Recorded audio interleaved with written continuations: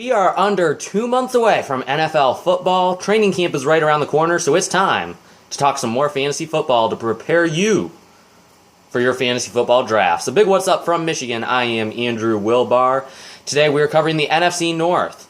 We will cover everything in this division for the next 20 minutes-ish. I'll be giving you my record predictions for each team. We'll also give you some fantasy nuggets of advice, and we'll also cover some bold predictions and some breakout players from this division. Again, be sure to like, share, and subscribe.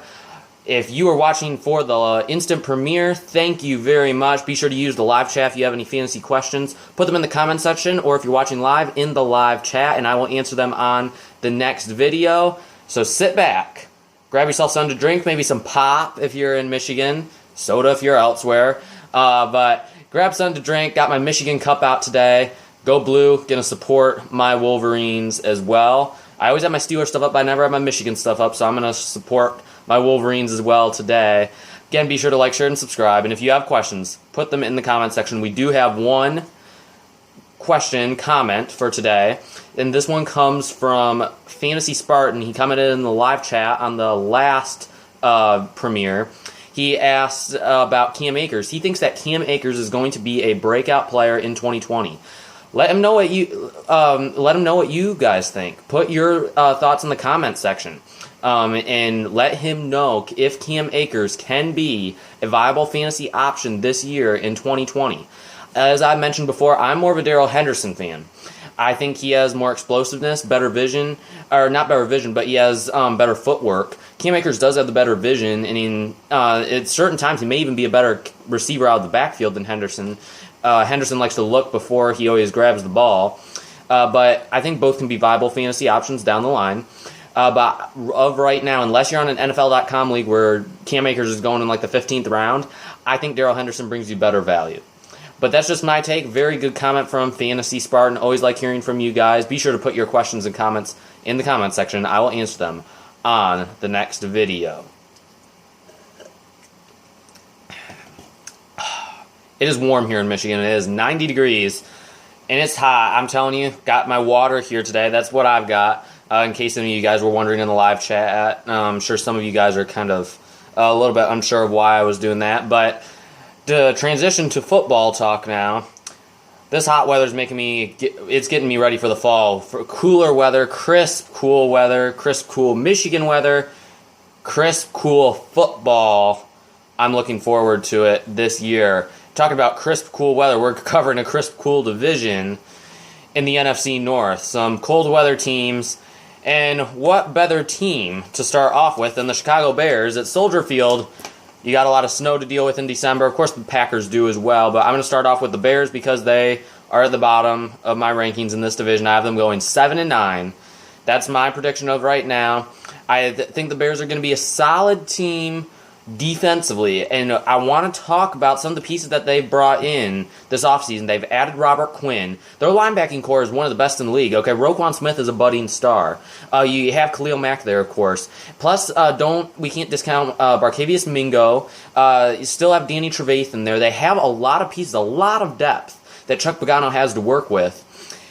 But the defensive line, they lost Nick Williams. They still have a little bit to figure out there. You have Eddie Goldman and Akeem Hicks. That's really all you have on the defensive line.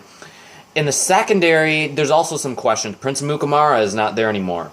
You do have Eddie Jackson, who is one of the best young safeties in the game, can take it to the house at any time. I was a huge fan of his coming out of Alabama. Was hoping the Steelers would grab him.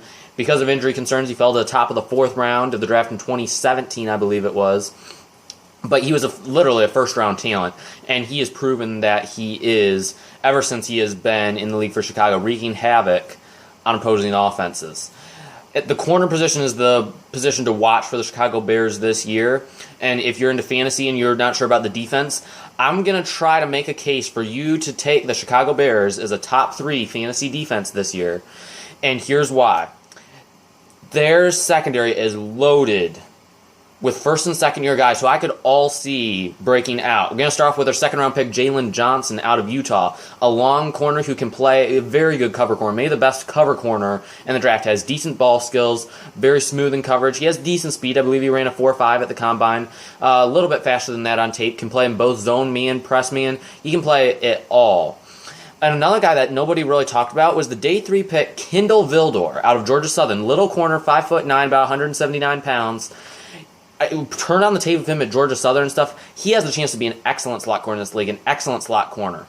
Maybe one of the best. I think of almost a Mike Hilton from the Steelers, except better in coverage, not so much the blitzer. But if you're talking about prototype size, a person that is very fast, very twitchy, but just is super sticky in coverage and holds on to even some of the bigger receivers that he faces out of the slot. He's a guy that I really think is going to have a nice year for the Bears. Buster Screen is another guy as he's starting to age, but he could make some nice contributions. The other guy that nobody's talking about, and I know this probably isn't going to help my click-through rate or my views or anything or my subscriptions or likes or anything on this video, but I'm going to talk about a guy that was taken late in the draft last year, Steven Denmark. He's a corner from Valdosta State, like 6'4", 205 pounds, has a really big frame, but he showed some promise last year. He's a guy that I think by the season's end could end up being a starter for the Chicago Bears. Of course, injuries would have to happen. Artie Burns will probably start off the year ahead of him, but I think he'll surpass him pretty quickly. Probably after training camp, he will already be past third-degree burns, maybe even Buster Screen. If he starts to deteriorate, I could see Screen possibly being cut, though I still think he can make some nice contributions, but I don't know if he really makes sense for the Bears financially right now. I really like Steven Denmark as a guy who's going to break out for the Chicago Bears defense. A deep, deep sleeper, but a guy who could really turn the tide in fantasy from a fantasy perspective for the Chicago Bears defense. And you're where really I don't think there's a lot of depth at the defense position in fantasy football this year. There's maybe 4 or 5 really elite defenses. After that, there isn't a whole lot.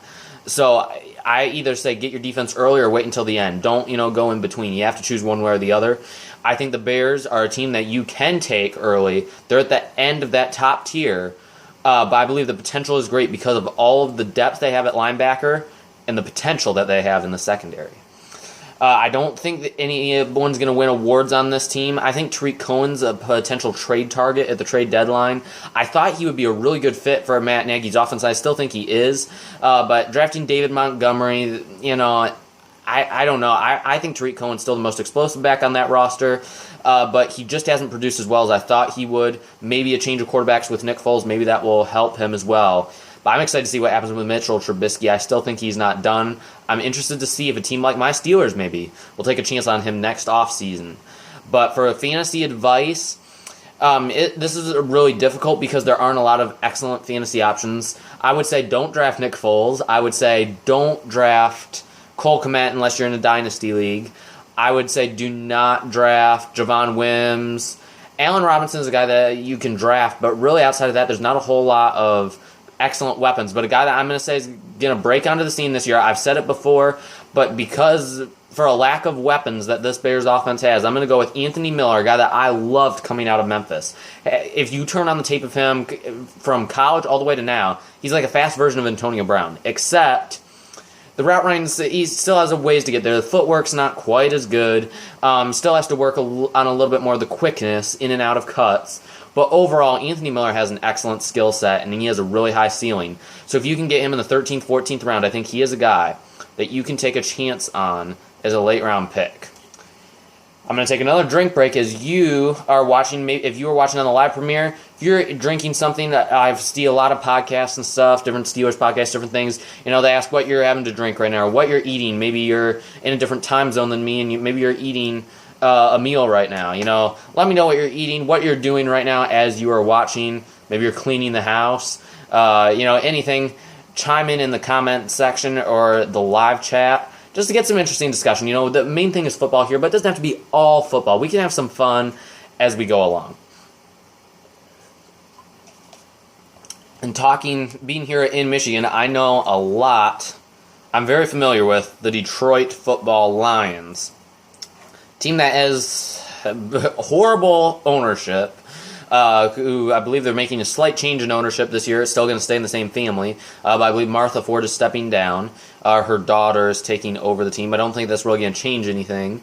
But on paper, if you look at the Lions offense and basing it off of what they looked last year in Darrell Bevell's offense, this offense is actually really intriguing.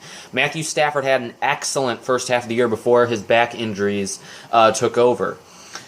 Kenny Golladay is an emerging star at the receiver position. I think this year he will solidify himself as a top 10 receiver in the NFL. He will get paid big if the Lions do not re-sign him. I think he can go elsewhere and be a really good receiver.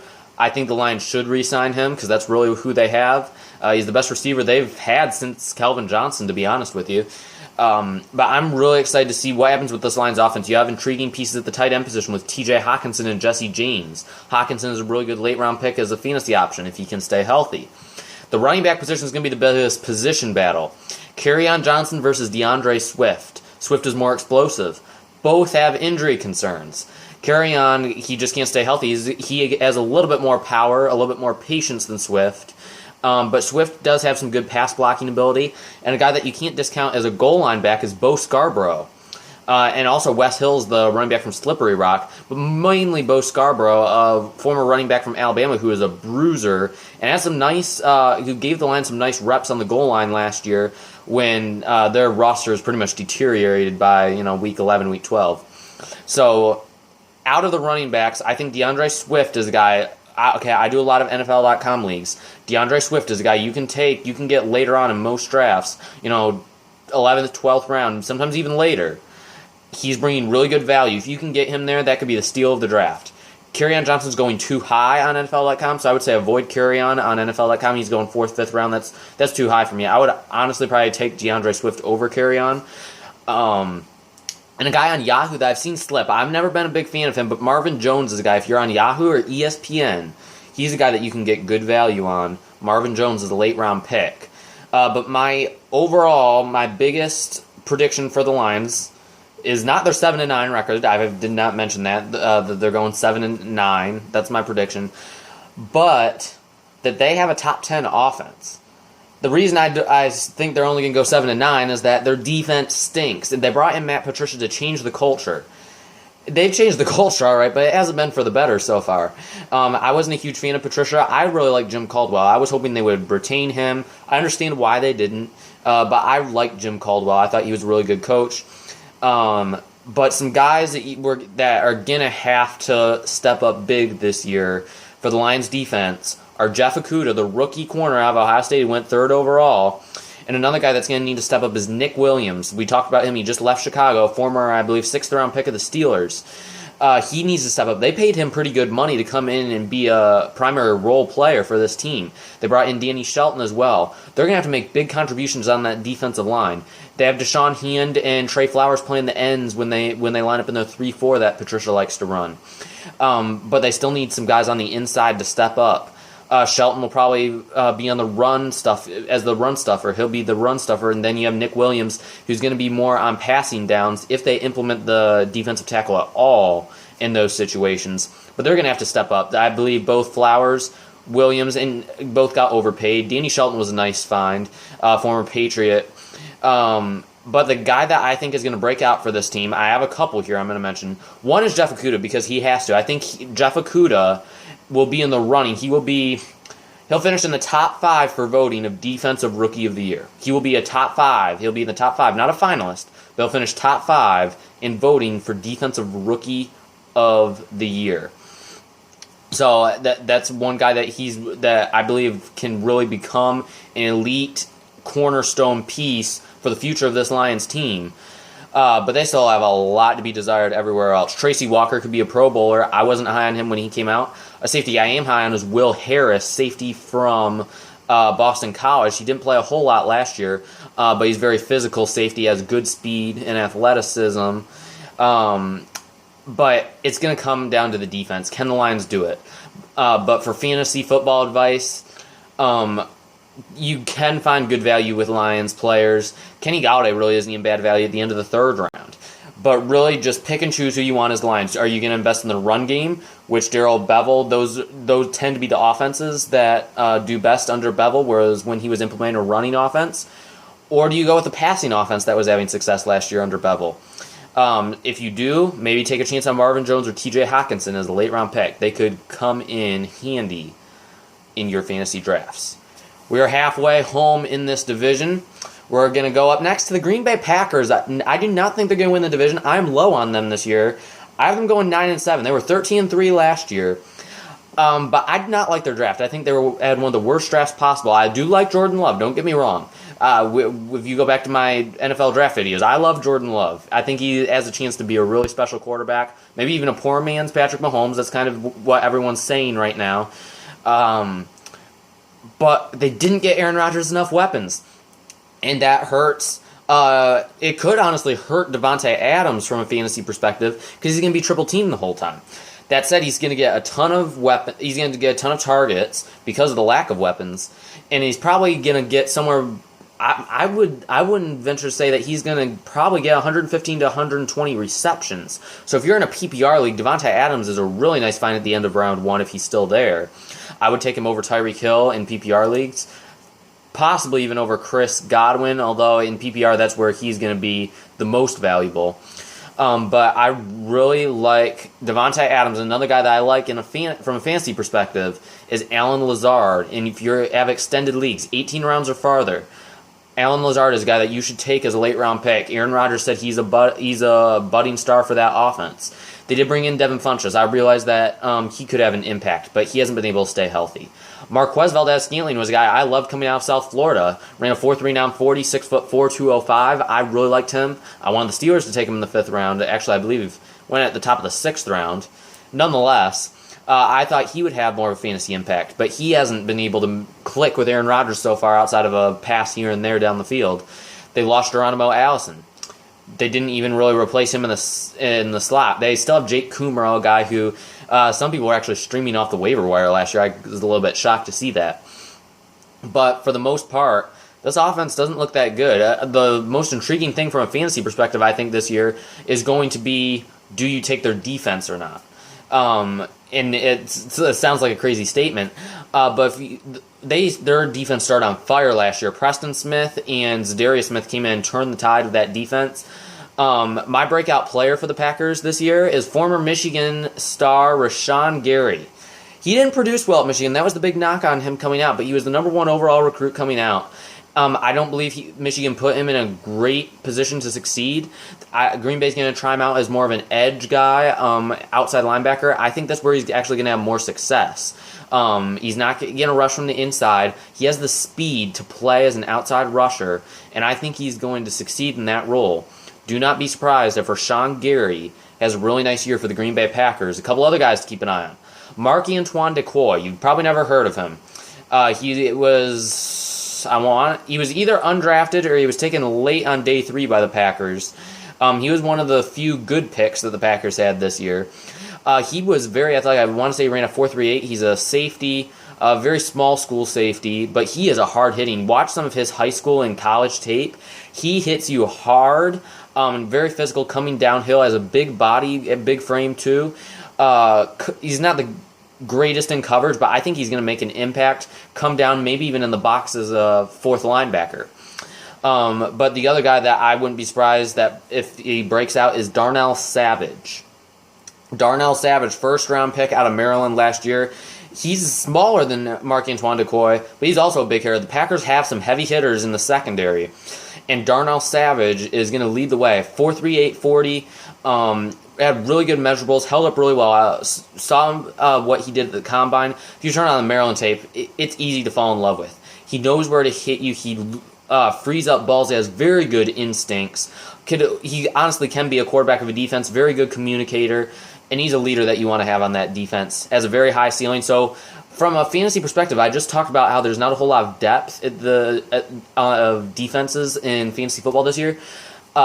The Packers are one that you could probably take in that 2nd tier. They're going later on most websites that I've seen. Yahoo, NFL, ESPN, really any fantasy website. You can get them in the 15th, 16th round, right as your draft is finishing out. Maybe come away with the Packers defense. In extended leagues, if you want to take a second defense. The Packers are a safe defense that I think you may even be able to stream. But if you can afford to hold them on your roster, they're ones that will come through for you in most weeks. And then my award, I don't have an award prediction for this team, but I do believe Jair Alexander will cement himself as a top 5 corner. Okay, top 5 is maybe a little bit too good. Now that I'm thinking, you got a lot of good corners in this league. But top 10, Jair Alexander will become, if he isn't already, a top 10 corner in the NFL this year. But for fantasy advice, there's nobody at the tight end position. Stay away from Josiah DeGuara. Stay away from A.J. Dillon. Really, you're going with Aaron Jones, Devontae Adams, and that's really it. Maybe Jamal Williams is you'd have to consider, but I think his role is going to diminish with A.J. Dillon there. I really think that Allen Lazard is the only other guy you should really consider drafting. Nobody else is really worth it in this Packers offense. To finish out this division is the Minnesota Vikings. I have them going 10-6, and I think that's a reasonable prediction for this team. The Vikings, a lot of people like to knock on Kirk Cousins. Oh, he's overpaid. He's overrated. He can't win a playoff game. Kirk Cousins is a good quarterback, and I know Fantasy Spartan. I believe he, of course, being a Spartans fan, I'm sure I believe he's mentioned, his boy Kirk Cousins before. I like Kirk Cousins. I don't like giving Spartans some love, being a Michigan fan. But I do like what Kirk Cousins has done. He's done a very underrated job as the quarterback of the Minnesota Vikings. That offensive line has been garbage for a while. They did bring in Ezra Cleveland in the draft. Brian O'Neill, I believe, has high potential at right tackle. And they still have Riley Reif, but he's gone downhill the past couple years. They've had some injuries on the interior. But I think overall, this is a team that's going to, in my opinion, they're going to beat out the Packers for the top team in this division.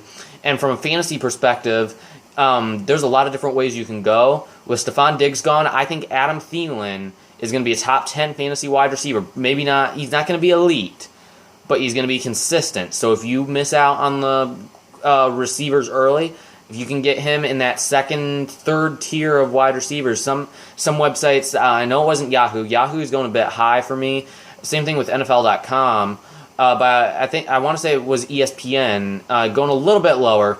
You can get him in the 4th round. 4th round is excellent value. If you can get him in the 4th round, Adam Thielen is a guy that could win your league for you. And I'm serious about that because you need to get your running backs early, or possibly even a quarterback or tight end. But all of those positions, there's a lot of unknowns. But I think receivers you can get later on, and Adam Thielen is one of those that can really come through for you as your number 1 fantasy receiver, at very worst, a consistent number 2. My breakout player for this offense is a guy I wasn't high on coming out of Alabama last year. That's Irv Smith Jr. And I think he's going to get more targets now that Stephon Diggs is gone. A lot of people think Justin Jefferson is just going to step into that role, and he may into Stephon Diggs' role. But Kirk Cousins, remember back when he had Jordan Reed and Vernon Davis, he liked throwing to the tight ends when he was with Washington. I really, really am intrigued to see how Minnesota and Gary Kubiak utilizes the tight ends, because Kyle Rudolph, he's still the number 1 guy there, but I think they're going to be running more 2 tight end sets. They're going to want to pound the ball with Alexander Madison, another potential breakout candidate for this offense, and Dalvin Cook, assuming they come to a contract agreement. All of those things put together, I think the tight ends and running backs are poised to have a big part in this offense. 10-6 is my record prediction. But from the one thing I would say to avoid is the defense in fantasy football. They lost their top 3 corners, Mackenzie Alexander, Xavier Rhodes, Trey Waynes. They lost all 3 of them. The only good corner they have left is Mike Hughes. He's had some injury concerns ever since coming out of college from UCF. I don't think they have him in a punt return role anymore. They'll probably have Chad Beebe and BC Johnson take over that role.